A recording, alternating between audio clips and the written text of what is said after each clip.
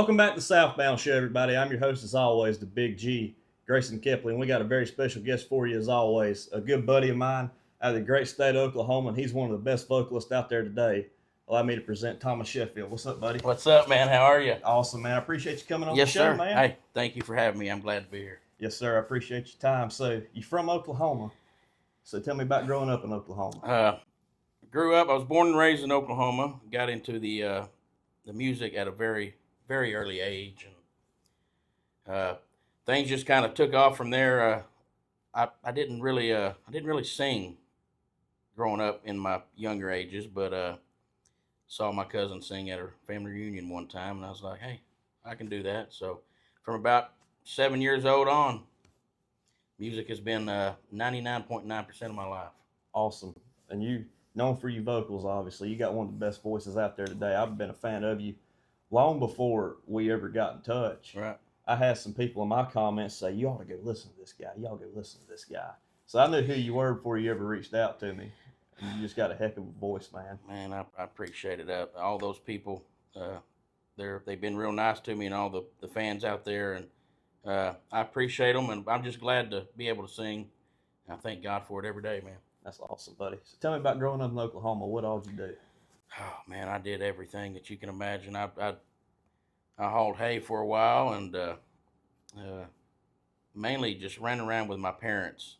After that, to jamborees, music events. When I was old enough to get in these places, or really wasn't old enough, but they got me in, and I'd run around these places while they were up on stage singing. And music at that time was, to me, it was like no big deal. But as I got older, it was like, man, this is something I really, really want to do. Yep. And next thing I know, I'm fast forward 20 years, and it's a big part of my life. I always tell people it's the same goes on with podcasts and everything else. It's got to be your life, else you ain't gonna make it. That's just a big deal. It's got to consume you. It's got to be everything, and that's everything in life. It don't matter if it's podcasting, music, business. Exactly. It's got to be everything. You got to really put the time and effort in and make it your life. So, when did you learn to pick the guitar and get into all that music-wise? Oh man, I really, really got into playing the guitar and singing about 15 or 16 years old, heavy. I just watched all my family members. They all sing and played, and I never attempted to play a guitar at that age, but the more I was around it every single day, I was like, hey, I've got to learn this, or I'm not going to fit in around here. And so I didn't really get to the guitar, but I got to the drums. Yeah. So I played drums a little bit, and then I was like, this isn't really what I want to do either. So I started standing behind the microphone and going to these jamborees and these concerts and everything with my parents. And so I started singing, and next thing I know, it's really about the only thing I do is sing. Really. So tell me about your music influences. You cover a lot of Merle Haggard. Yeah. You got to cover out a Daryl Singletary Spilled Whiskey Out. Now we'll get into that in a little bit. But who's been your biggest influences music wise? Growing up is from day one. It's been Merle Haggard and George Jones, Vern Gosdin. But as I got a little older, that's when I finally learned about Joe Diffie and Daryl Singletary and Tracy Lawrence and all those guys. But I think no doubt about it, my most favorite artist of all time is Merle Haggard, and that's what I do in all my shows. Is I can do a whole set of Merle for 30, 45 minutes, or I can do the entire show of Merle. But I always tell everybody that Merle Haggard is my all-time favorite singer, but I mean I love all the rest of them, but Merle's number one. I think me and you came to the agreement that Merle probably is the greatest of all time when it comes to being just all around singing, picking, writing. He's got it all. I agree. I really think so. And from, like you said, songwriting to singing and to playing. He's got it all. Him and George Jones, I put both of them right there on that pedestal as being the best. I agree. So you mentioned you've been involved in music for a long time. And before the interview, we mentioned moving to Nashville. You said you've been here 20 years and really grinding it out, and you've had a lot of stuff happen recently. So tell me about that process. What was that decision like to move to Nashville? Oh man, it was life changing for sure. We were my dad owns a construction business, and like I, my whole family sings and plays, so we wanted to try something different. And mom and dad said, "Why don't we kill two birds with one stone and move the business and everything out to Nashville?" So we took that chance almost 20 years ago, right at 20 years ago, and came here and hit the ground running pretty hard. We got into town. Obviously, we didn't know anybody, but we hitting it hard every single day. And the process of that whole leaving Oklahoma and coming to Tennessee was tough at the beginning, but now we look at it and it was well worth the time. One of the best decisions we've ever made as a family. That's awesome. Not a lot of people get to say they moved their whole family out here. A lot of people leave behind wherever they came from, and that's pretty big. I've actually never heard of that. I don't think of like an entire family moving out here and the family unit being around. That's pretty cool. Yeah, and we all did it, man. It was as a whole family. It was tough at the time, like I said, but in the end, it was well worth it, and we couldn't have made a better decision. That's awesome. And you've got some music out right now. You've already released one album, correct? Yes, I have a EP that I put out a couple years ago. 6-song EP, all original music, and got some new music on the way. And you got a single out right now. You covered Daryl Singletary, "Spilled Whiskey," and that's one of my favorite songs that he's got. And I've told people this, and I did it on that video I made about you. Yeah. I was like, man, I don't know anybody that can pull off a Daryl Singletary cover and do it justice. Just the way he's got one of the best voices of all time, in my opinion. His name don't get brought up for how good he was, exactly, as much as it should. But man, you did that song justice. You did it really good. I've listened to it several times. It's actually on one of my playlists. It's really good. So tell me about that process of getting to cover that classic.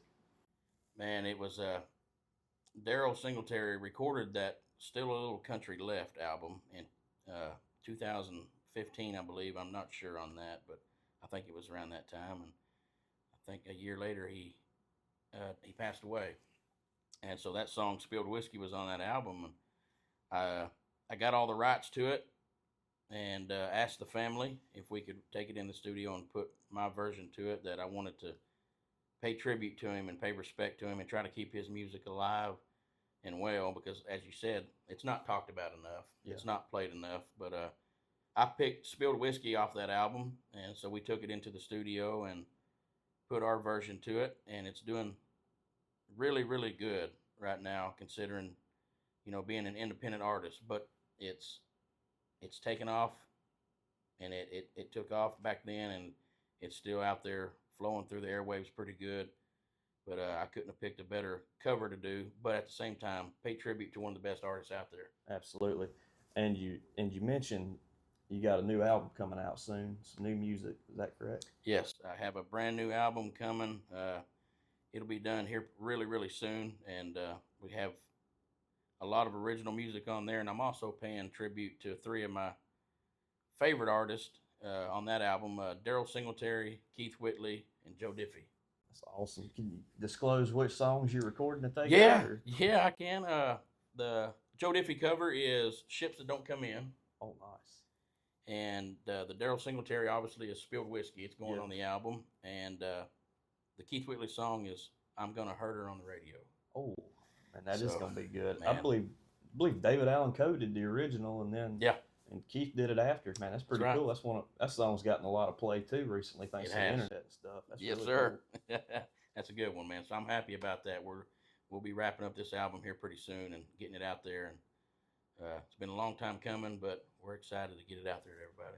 Man, that's awesome. And "Ships That Don't Come In," I mean, that song don't get mentioned as much as it should either from Joe Diffie. Everybody thinks "Pick Up Man" and "Prop Me Up" jukebox, but recently it's gotten played a lot more thanks to us. Toby Keith was involved with it. They did a remake of it. Exactly. I think Luke Combs might have been on it too. Mm-hmm. But man, I'm excited to hear your version of it. I like both those two versions. I think you're gonna do it justice, man. I appreciate it. I hope everybody likes it. And like I said, it's been a long time coming on that, and I'm happy to get it to everybody out there. That's awesome. And you mentioned singing a little bit. Well, I've told people, and we just talked about it earlier. It kind of goes back to this about how good of a singer you are and about how good your voice is. I've told people, and we talked about it for the interview, your voice is like Keith Whitley and Daryl Singletary had a kid. And then that's how I would best describe your voice to people. So when did you start really getting compliments and developing that your singing voice that you got and you're known for? I would say around 17, 18 years old, I was doing Merle and George, and then, like I said, I dove into Joe Diffie and Keith Whitley and Daryl Singletary and all those guys. But for you to say that, man, that's one heck of a compliment. I respect those guys today, still in the country music business, and they did a lot for country music. But to be told that I have a voice like those guys or sound something like them is absolutely incredible. But I'm proud to be able to do what I do, man. I thank God that I have the ability to sing and people like it. That's awesome. He's a big part of my life. He's a big part of your life. We talked about it several times over the phone. Tell me, what's your faith mean to you? Faith is everything, man. It's what keeps me going. And like I tell everybody is, well, this can all be taken away from you in an instant. And you have to, I don't take this for granted. None of it. I thank God every day to have the ability to sing. I don't claim to be the best singer. Never will. Never have. I just thank God that He gave me the ability to sing. And I thank Him for it every single day. That's awesome, man. I love it. So, we'll get into some fun stuff now. All right. When you added me on Facebook the other day, I seen a picture of you and John Daly on there as your cover. I saw that. I was like, that's awesome. Yes. So tell me about meeting John Daly. Man, me and my brother. Meeting John Daly. Man, me and my brother were at the place called The Local. Yeah.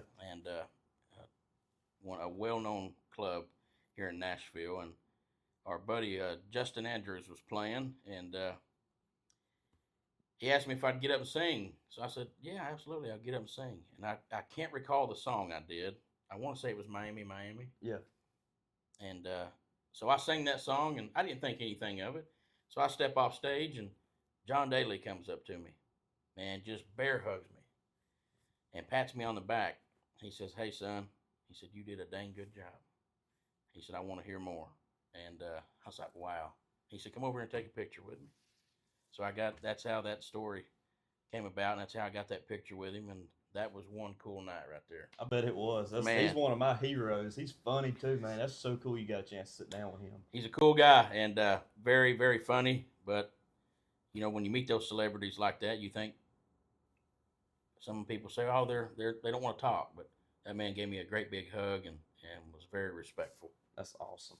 So is that one time you've been starstruck? So what's been your biggest starstruck moment? You've lived here for 20 years. You got to have one. This is a cool story. This was probably 2000, let's say, I think maybe 8 or 9. And me and my dad were driving down Interstate 65. And we pull up come up behind a Corvette. And it said no show on the tag. So we get up and get around him. And we look over. It's George Jones. Wow. George Jones in his Corvette. And he waved real big. And put the pedal to the metal and took off. But that was probably, of course, I didn't meet him, but yeah, I saw him. You saw him. Not everybody can say that. And it was cool, man. That's awesome. No show on the license plate. That's a George Jones thing if I've ever heard it. Classic. It's just, man, he made fun of that, didn't he? After everything went down and things got better. Oh yeah, he made a joke of it and made some great humor with it. Made light of a bad situation. Exactly. That's what life's all about, right there. And exactly. You know, I mentioned yesterday in an interview, he spent the rest of his life trying to fix all those mistakes that he made. And he did. I think it saved his career, really, obviously, and he put out a lot more music after he got better. Absolutely, and I'm glad he did because, like you said, he did. He made some bad choices like we all do, but he overcame them, and no matter what he did, he was still one of the best singers to ever stand behind a microphone. That's exactly right. Yeah, man. We're on the same page. It's got one of the best voices of all time. I mean, right there with Vince and Keith Whitley, in my opinion, just sing. He can sing a phone book, make it sound good. Yes, he can. So what's Thomas Sheffield do outside of playing music? When I'm not playing music, like we talked about earlier, my dad runs a construction business. He owns a construction business, and when I'm not singing, I'm hanging sheetrock.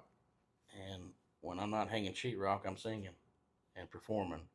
I'd much rather be performing than hanging sheetrock. Oh yeah, oh yeah. But when we're not on the stage somewhere or at a concert or some kind of music venue listening or playing music, we're running a construction business. Cool, cool, man. I love to hear it. So what's next for Thomas Sheffield? What all you got on your plate coming up? We're finishing up the brand new album. We're gonna have a music video. We're fixing to drop a brand new single off the album, and we're gonna have a music video coming here pretty soon.